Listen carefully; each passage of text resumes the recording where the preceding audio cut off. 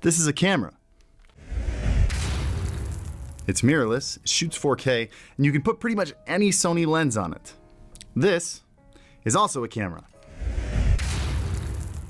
It's also mirrorless, it also shoots 4K, and you can put the exact same lenses on it. But this one is $700, and this one is $3,500. So what is the difference here? Like side by side, really. Let me show you. There are a lot of camera videos on YouTube. Oh, by the way, welcome to the Senpai Records recording studio. I don't think I've brought you in here before. Let me give you a shot. This is now magically, since it's unfinished, it is the best sounding room in the entire basement. Which is good, it's a recording studio, but let's get back to the video here. There are a lot of camera videos on YouTube, like a lot. Like I wanna say like 30 to 40 on this month-old camera and probably at least 100 on this one. So let's back up just a little bit. That was too far. There we go. When I'm streaming live on my personal YouTube channel, link in the description down below, feel free to come in and join, hit me up with your questions. I get a lot of people asking if they should buy a more expensive camera and if it's gonna make their streams better or their YouTube videos better. It's very difficult to explain on paper why a camera like this costs 3.5 times more than a camera like this. So what I'd like to do is I'd like to take side-by-side shots of each and go over some of the most common, most specific reasons why someone would shell out. This whole rig is probably about $6,000 versus straight up $800 for this entire thing. I want you to actually see the difference, and it's not just between these two cameras. It'll be between a bunch of cheap ones, a bunch of expensive ones. I will label them. Let's go over them by category, and at the end of all this, I'm gonna show you some specific circumstances where a cheaper camera might actually give you an advantage. First category, sensor size. The sensor is like the digital film of the camera. It's got all those little teeny tiny pixels that actually capture the image. More light lands on it, so it works better in low light situations and the picture doesn't come out as grainy. The larger sensor also gives you a much wider field of view when using the exact same lens, which also means it's easier to get a blurrier background because you can zoom in the lens a little bit more to get the exact same shot, and higher focal lengths make blurrier backgrounds. Second category, image quality. Here are 4 specific ways a higher end camera will actually make your image or your footage look better. Dynamic range is a big difference, especially when shooting outside where you have shadows and really high highlights that can blow out your image. This rolling shutter effect is much more common on lower quality sensors when you jostle the camera left and right a little bit. More cinematic color profiles usually only exist on higher end cameras like log formats that allow you to really control the color, or like Sony's Cinetone. And then of course shooting in 10-bit, which gives you much deeper color detail and you can avoid that color banding effect. In the last category, let's talk about the pro features. Like a specific favorite of mine is being able to shoot in 4K 120, which means I don't have to lower the resolution to get super awesome slow-mo. Expandability, things like body threads or multiple card slots for redundancy, or even higher speed cards for higher end shots. Customization is a big one. The FX3 that we're shooting on has 6 custom buttons on it, whereas the ZV-E10 has 1.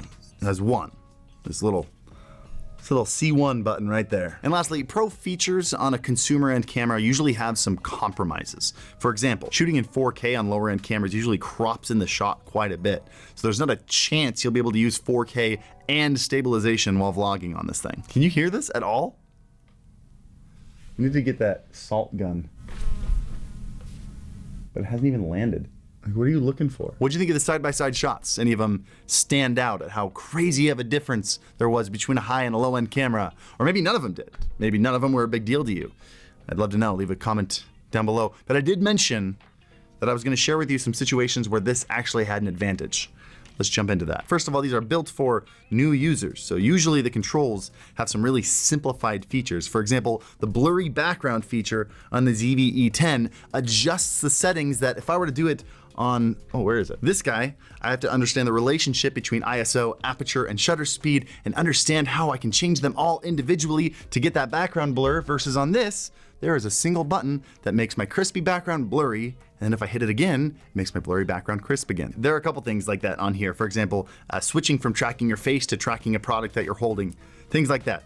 with a single button press. Makers of cameras like this also don't expect you to upgrade to professional and expensive add-ons. For example, the microphone built into this is one of the best microphones I've seen. So this is the built-in microphone on the ZV-E10. I think it's 3 capsules. It's a pretty serious array right at the top. It's pretty good.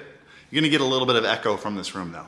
And here is the built-in microphone on the A7S III. If you want to really hear the difference, you probably want to be wearing headphones, but again, probably getting a little echo here. Sony expects owners of the FX3, this camera right here, to shell out an additional $500 to $1,000 on a nice high-end shotgun microphone so they don't bother putting a good microphone in the body itself. High-end cameras are also usually specialized. So like the Sony A7S III right here is made for videographers, and 4K video only needs 8 megapixels, about 8 megapixels. So they only put a 12 megapixel camera in here. If you want to shoot pictures and then blow them up real big, you're not really going to be able to do it on this $3,500 camera versus the $800, $700 Sony ZV-E10, which has a 24 megapixel sensor in here. Rather than making a camera really good at one thing, they make these pretty good at a lot of things. And honestly, even lately, they've been adding a ton more pro features to these things. Like they just added flip out screens to the version prior to this. They also added this, what's called a multi-interface hot shoe up here. So if you wanted to upgrade, you can actually put these super high-end microphones right into there, and you don't need to go into the microphone jack. It just all connects in there. I've actually had to debate in my head, once the borders open up and we can travel to Japan again, do I just bring this camera? Because if we want to take a beautiful photo and blow it up somewhere, this really isn't gonna do it. Do I take 2 cameras? I don't wanna be the guy that takes 2 cameras. But anyway, did this explain things? Did this help at all? I know when I was trying to learn about cameras, I had to watch like 50 videos just to figure things out. And you know, if you have any other questions, anything maybe I missed in this video, feel free to jump into my live stream, hit me up in chat, ask me some questions. I usually stream every Monday, Wednesday, Saturday. Link in the description down below. And as always, happy streaming.